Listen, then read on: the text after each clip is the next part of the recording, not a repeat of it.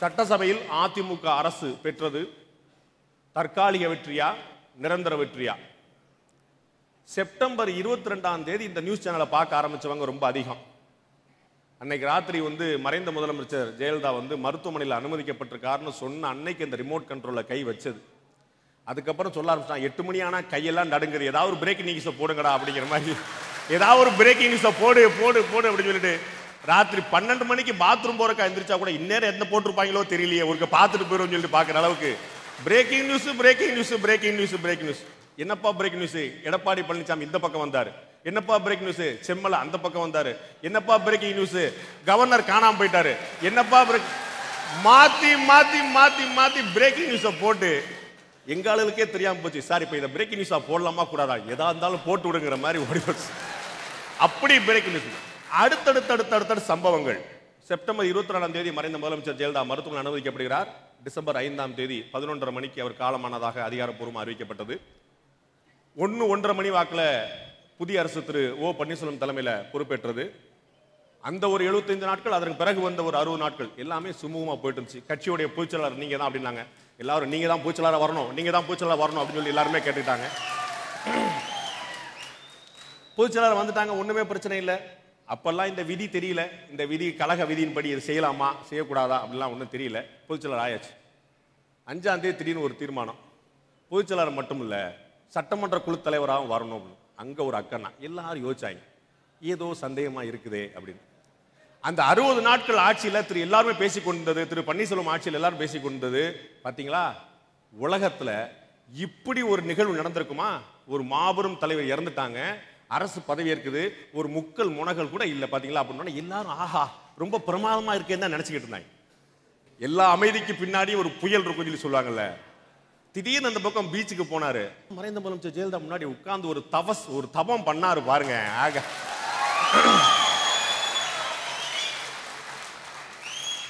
40 நிமிஷம் உட்காரும் போதே தெரிஞ்சு போச்சு, அடுத்து 40 நாளைக்கான மேட்டர் அங்க உருவாயிருச்சு அப்படின்னு. அதன் பிறகு நள்ளிரவிலேயே அதிமுகவுடைய பொதுச்செயலாளர் திருமதி சசிகலா அவர்கள் செய்தியாளர் சந்திச்சிட்டாங்க. என்னங்க பிரச்சனை அப்படின்னு, அவர் திமுக காரரை பார்த்து சிரிச்சாருங்க அப்படின்னாங்க. திரு பன்னீர்செல்வம் கேட்டா என்னாச்சு அப்படின்னு கேட்டா, இல்ல இல்ல அவங்க என்னை ரொம்ப அவமானப்படுத்தினாங்க அப்படின்றார். மாறி மாறி குற்றச்சாட்டுகள் அப்படியே போகுது. எல்லாரும் பத்திரமா மகிழ்ச்சியா சந்தோஷமா ஒற்றுமையா ஒரே இடத்துல இருக்கணுங்கிறதுக்காக கூவத்தூர் விடுதிக்கு போனாங்க. அதை ஏதோ 4 பேர் கூவத்தூர் முகாம் சொல்லிட்டு இருக்காங்கன்னு வச்சுக்கோங்களேன். அப்படி சொல்லக்கூடாது, கூவத்தூர் விடுதி அது. எங்க அண்ணன் தனியரசு சொல்லவே செஞ்சாரு, நாங்கெல்லாம் உற்சாகமா இருக்கிறோம், 5 கிலோ கூடிட்டேன் அப்படின்னு. எல்லாரும் ஹாப்பியா இருக்காங்க, 5 கிலோ கூட்டிட்டோம் அப்படின்னு சொன்னாரு. முகாம்ல இருந்து பாதியிலே ஒருத்தர் வந்துட்டார், இந்த பக்கம் உட்கார்ந்து இருக்கிறார். இது மாதிரி பயங்கரமான விஷயங்கள் நடக்க ஆரம்பிச்சது. திடீர்னு உச்ச நீதிமன்ற தீர்ப்பும் வந்துருச்சு. இல்ல 4 பேருமே குற்றவாளிகள் தான் சொல்லி சொல்லப்பட்டுருச்சு. ஆளுநர் ஏன் அமைதி காத்தாருன்னு அப்பதான் தெரிஞ்சது. நமக்கெல்லாம் இப்பதான் தெரிஞ்சது, இந்த மாக்கு முதலே தெரிஞ்சிருக்குமோ என்னமோ. அவர் ஏன் பேசல ஏன் பேசல ஏன் பேசல எல்லாரும் கேட்டு இருந்தாங்க. அவர் ஏன் பேசலங்கிறது அப்புறம் காட்டிட்டாரு. அந்த மாதிரி தீர்ப்பு வந்துச்சு. அதுக்கப்புறம் திடீர்னு இப்ப அடுத்த ஓ பன்னீர்செல்வம் யார் அப்படின்னு பார்த்தா, திடீர்னு இதே கொங்கு மண்டலத்திலிருந்து அண்ணன் எடப்பாடி பழனிசாமி புதிய முதல்வராக பதவியேற்றார். 15 நாள் அவகாசம் இருக்குதே, இதெல்லாம் குதிரை பேரத்துக்கு வழிவகுக்கும்பா, பூரா வாங்கிடுவாங்க அப்படின்னு சொல்லிட்டு எதிர்க்கட்சி தலைவர் திரு ஸ்டாலின் அவர்கள் சொன்னார். அப்படியான்னு சொல்லி மறுநாளே வச்சுட்டாங்க நம்பிக்கை வாக்கெடுப்பு. ஆகா உடனே வச்சுட்டீங்களேப்பா, இது ரொம்ப தப்பு, இது எல்லாம் தப்பா, எல்லாரும் ஊருக்கு போக சொல்லு அப்படின்னாரு. முதல்ல 15 நாள் வாங்கிடுவாங்க, அப்புறம் இல்ல உடனே வச்சா செல்லாது, எல்லாரையும் ஊருக்கு போக சொல்லு, அங்க எப்படி வரவேற்பு கிடைக்குன்னு பார்த்துட்டு அப்புறம் ஓட்டு போட சொன்னார். திடீர்னு ஒரு புது விதியை கோரினாங்க எல்லாருமே, ரகசிய வாக்கெடுப்பு நடத்துங்க. இப்படி மாறி மாறி மாறி எல்லாம் முடிஞ்சு எதிர்கட்சிகள் இல்ல, திமுக இல்ல, காங்கிரஸ் இல்ல, இந்திய யூனியன் முஸ்லீம் லீக் இல்ல, சபாநாயகர் இருந்தார்னு வச்சுக்கோங்களேன்.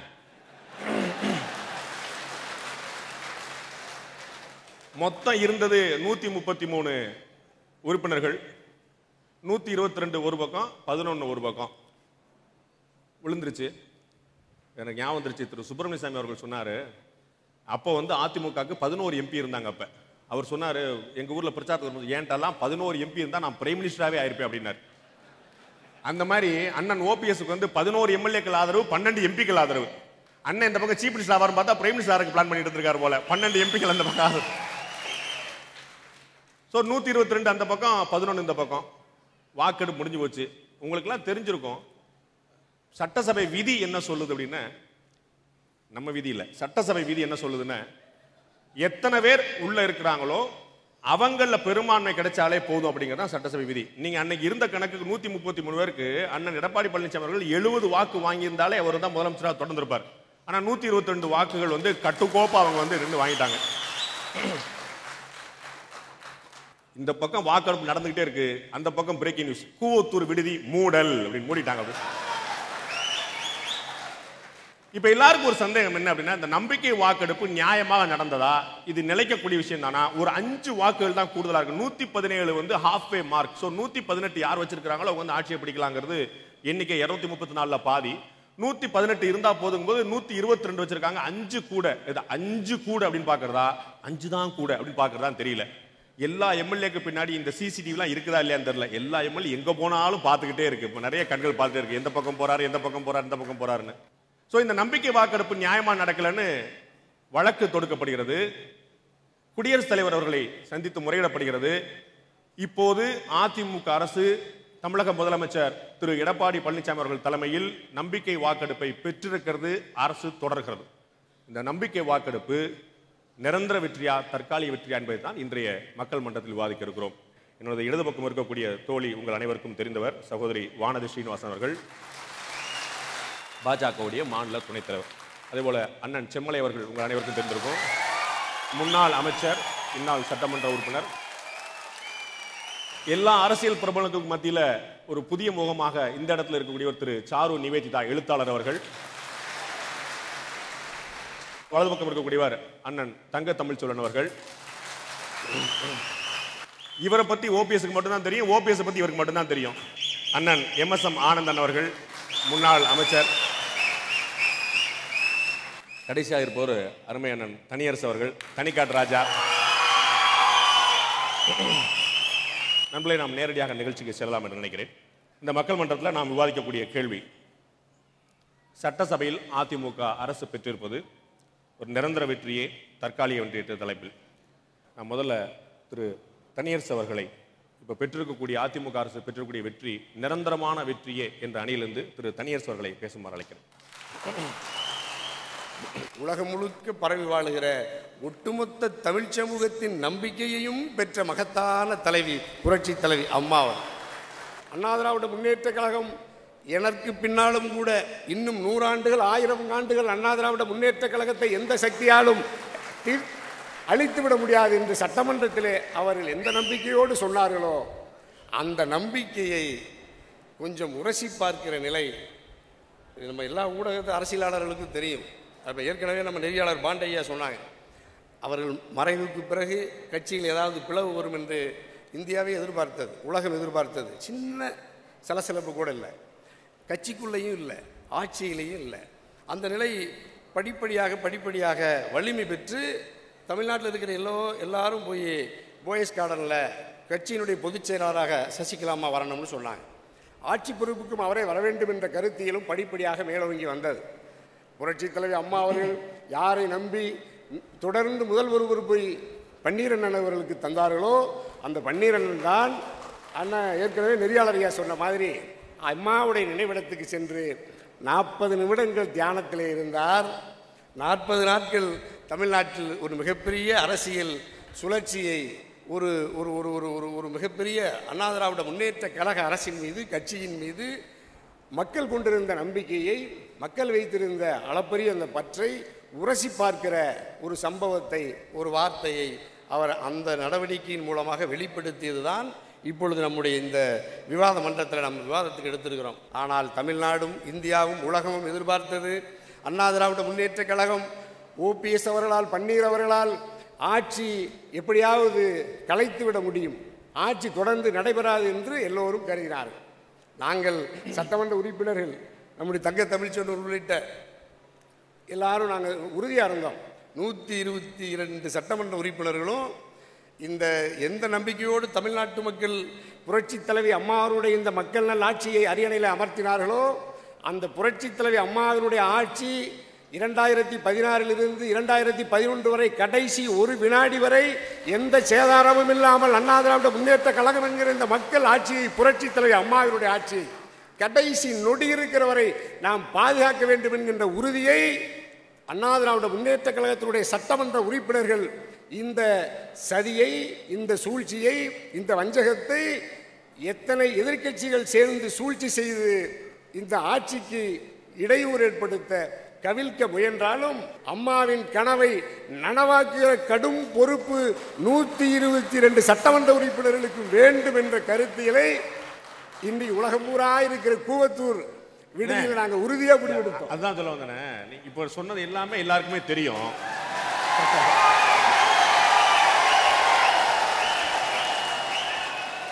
கூவத்தூர் விடுதியில என்னதான் நடந்துச்சு?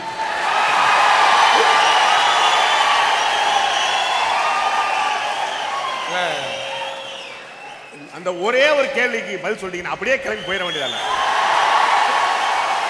காவல்துறைக்கு உளவுத்துறைக்கு தெரிகிறதோ இல்லையோ, ரங்கராஜ் பாண்டையாவுக்கு தெரியாம கூவத்தூர்ல எது நடந்துட முடியாது.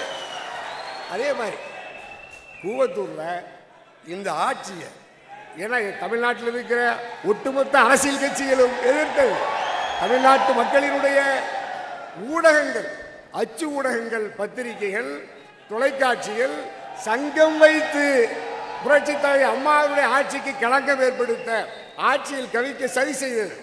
அரசியலில் எதிரும் புதிருமாக இருக்கிறவர்கள் கூட ஓரணியில் திரண்டு தமிழ்நாட்டில் இருக்கிற சமூக இயக்கங்கள், அரசியல் கட்சிகள், பத்திரிகைகள், ஊடகங்கள் சங்கம் சேர்த்து கொண்டு புரட்சி தலைவி அம்மா அவர்களுடைய இந்த ஜனநாயகம் என்கின்ற இந்த புள்ளி மானை வேட்டையாடுவதற்கு எத்தனையோ காட்டு விலங்குகள், ஓநாய்கள், நரிகள், காட்டு மதம் பிடித்த யானைகளை போன்று அண்ணா திராவிட முன்னேற்ற கழக அரசை அசைத்து பார்த்திடலாம் என்று எண்ணி கனவு கண்டு மணப்பால் குடித்தார்கள்.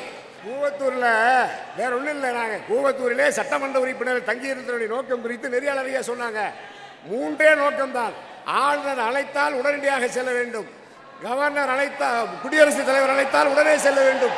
சட்டமன்ற பேரவையில் நம்முடைய சட்டமன்ற பேரவையில் சட்டமன்றத்தை கூட்டி சட்டமன்ற பேரவை குழு தலைவர் நம்முடைய ஏற்கனவே தேர்ந்தெடுக்கப்பட்ட எடப்பாடி பழனிசாமி ஐயா அவர்களுடைய நம்பிக்கையை உறுதிப்படுத்த வேண்டும் என்று அழைத்தால் உடனடியாக நாங்கள் சட்டமன்றத்திற்கு செல்ல வேண்டும் என்பதற்காக மட்டும்தான் கூவத்தூரிலே சுதந்திரமாக சுய விருப்பத்தில் எல்லா வகையான செலவுகளையும் சட்டமன்ற உறுப்பினர்களை ஏற்றுக்கொண்டு சட்டமன்றத்தில் கூவத்தூரிலே தங்கியிருந்து அரசியல் சாசன உரிமையை மீட்டெடுத்திருக்கிற சட்டமன்ற உறுப்பினர்கள் தடுத்து வைக்கப்படல, பிணை கைதிகளாகவும் இல்லை, சுதந்திரமாக இருந்தோம்.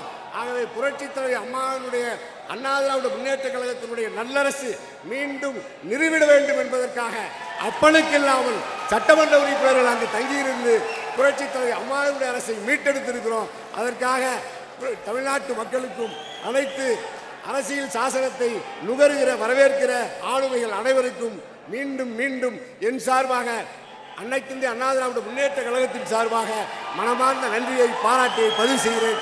நன்றி, வணக்கம்.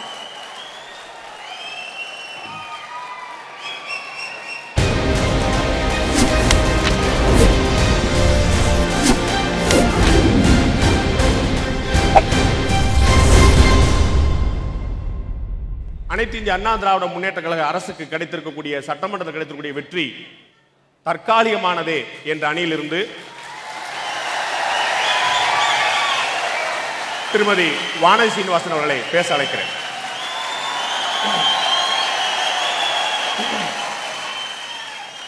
நடுவர் அவர்களே, வழக்கமாக தியானம் செய்தால் என்ன கிடைக்கும்? அமைதி இன்மை கிடைக்கும். அமைதி கிடைக்கும்.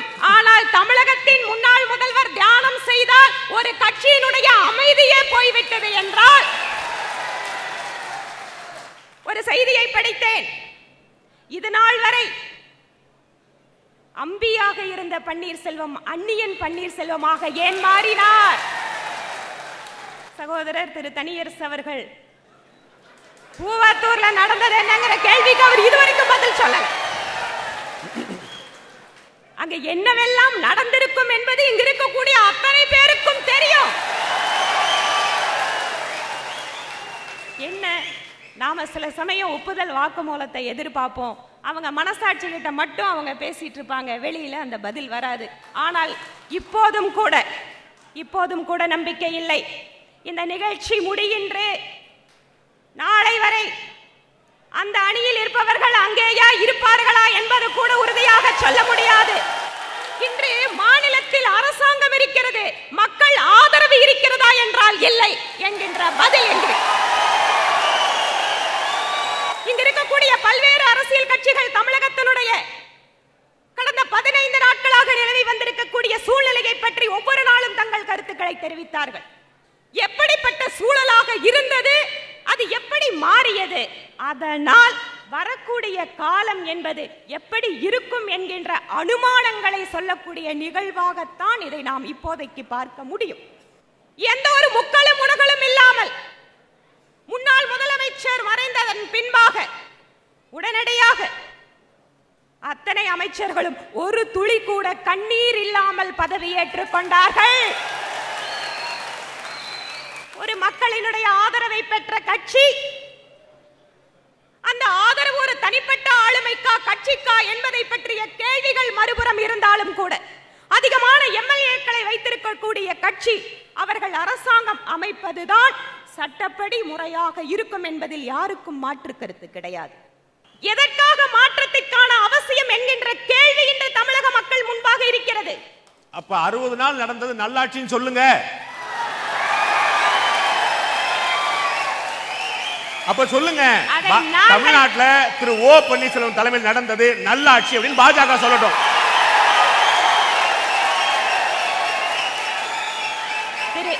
திரு ஓ பன்னீர்செல்வம் அவர்களுடைய ஆட்சியை பற்றிய விமர்சனங்கள் ஒரு புறம் இருந்தாலும் இன்று அந்த மாற்றத்திற்கான காரணம் என்று வருகின்ற பொழுது அந்த கழகத்தினுடைய பொதுச் செயலாளராக தேர்ந்தெடுக்கப்பட்ட அந்த தேர்தல் என்பது, அங்கீகாரம் என்பது சட்ட ரீதியானதா இல்லையா என்கின்ற கேள்வி இனிமேல் வருங்காலம் அந்த கட்சி எதிர்கொள்ள போகின்ற கேள்வி.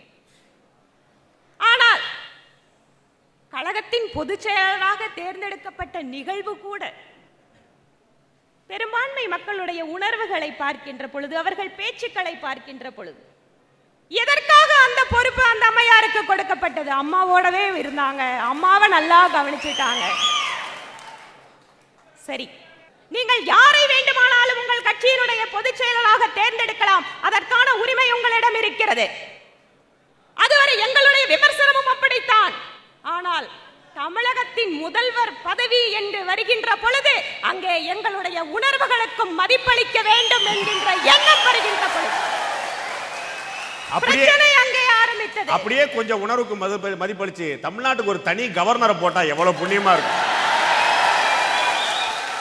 அவர் பாவம் மும்பைக்கும் சென்னைக்கு சண்டிங் அடிச்சு பாவம், அவர் தனியா ஒரு ஆள். தமிழகத்தின் கவர்னர் விரைவாக ஒரு நிரந்தர கவர்னர் இங்க வருவாரு, அதுல எந்த விதமான தடையும் கிடையாது. ஆனா இன்னைக்கு இருக்கிற கவர்னர் கூட தன்னுடைய கடமையை எப்படி செய்ய வேண்டும், எந்த நேரத்தில் செய்ய வேண்டும், எதை நியாயபூர்வமாக செய்ய வேண்டும் என்பதை உணர்ந்தே இருக்கிறார். ரஜினிகாந்த் மாதிரி வர வேண்டிய நேரத்தில் கரெக்டா வருவார். சுப்ரீம் கோர்ட் ஜட்ஜ்மெண்ட் வந்த உடனே எதற்காக ஒரு துணை பொதுச் செயலாளர்? அந்த கட்சிக்குள்ளே நடக்கின்ற விஷயங்கள் ஏதோ இது எங்களுக்கு மட்டுமே சொந்தம் என்று எங்களுடைய முடிவு என்று வைத்துக் கொண்டாலும் கூட நீங்கள் எடுக்கக்கூடிய ஒவ்வொரு முடிவுகளுக்கும் மக்கள் முன்பாக நாங்கள் பதில் சொல்லி ஆக வேண்டும் என்கின்ற மனநிலை அந்த கட்சிக்கு வேண்டும். இரண்டாவது, அரசாங்கத்தை பற்றி சொன்னோம். இந்த சட்டப்பேரவையிலே வெற்றி பெற்றிருக்கலாம், ஆனால் முழுமையாக இந்த அரசாங்கம் தன்னுடைய பதவி காலத்தை நிறைவு செய்யுமா என்கின்ற சந்தேகம் பெரிய அளவு நம் முன்னே இன்று இருக்கிறது. எதற்காக என்றால் அங்கிருந்து இன்னும் சிறிது பேர், அங்கிருந்து இன்னும் சிறிது எம்எல்ஏக்கள் ஆன்மாவிடம் பேசிவிட்டு வந்து விட்டேன் என்று சொன்னால் அத்தோடு இந்த அரசாங்கத்தின் கதை முடிந்து விட்டது. அது மட்டுமல்ல, வருகின்ற உள்ளாட்சி தேர்தல், ஏன் நான் இதை சொல்கிறேன் என்றால் வருகின்ற உள்ளாட்சி தேர்தலில் இன்று ஒரு கட்சியினுடைய பிரிவுகளுக்குள்ளாக நடக்கின்ற போட்டியாக இருந்தாலும் தமிழக அரசியலில் மிகப்பெரிய தாக்கத்தை உண்டு பண்ணக்கூடிய சூழல் உள்ளாட்சி தேர்தலுக்கு இருப்பதால் மிக நிச்சயமாக ஏதோ எங்களுடைய ஏக்கமா என்று கேள்வி கேட்காதீர்கள். இதை நடந்து கொண்டு இருப்பவர்களை இருக்கக்கூடிய நிகழ்ச்சிகளை வைத்து சொல்கிறோம். நிச்சயமாக இன்று கிடைத்திருக்கக்கூடிய இந்த வெற்றி என்பது நிரந்தர வெற்றியாக இருப்பதற்கான வாய்ப்புகள் மிக மிக குறைவாக இருக்கிறது என சொல்லி என்னுடைய உரையை நிறைவு செய்கிறேன். நன்றி, வணக்கம். எதுக்கு ஒரு துணை பொதுச் செயலாளர்னு கேட்டாங்க. அவங்க கேட்டு போயிடுவாங்க ஈஸியா. அவங்க சிக்கல் அவங்களுக்கு தானே தெரியும். அவங்க கட்சியில் அம்மா கோச்சிக்க கூடாது. அவங்க கட்சியில் ஒரு புது பதவி ஒன்று உருவாக்கப்பட்டது. உங்களுக்கு எத்தனை பேருக்கு தெரியும் தெரியல. மார்க் தர்ஷக் மண்டல் அப்படின்னு என்ன பண்ண, வழிகாட்டும் நெறிமுறைப்படுத்தும் குழு. அந்த குழு தலைவர் யாருன்னா அண்ணன் எல்கே அத்வானி. இன்னைக்கு வரைக்கும் கூடனதே இல்லை அந்த குழு. 3 வருஷம் ஆச்சு, கூடனதே இல்லை. ஏன்னா வழிகாட்டியே தேவைப்படாத அளவுக்கு அரசு அப்படி செம்மையா போயிட்டு இருக்கு.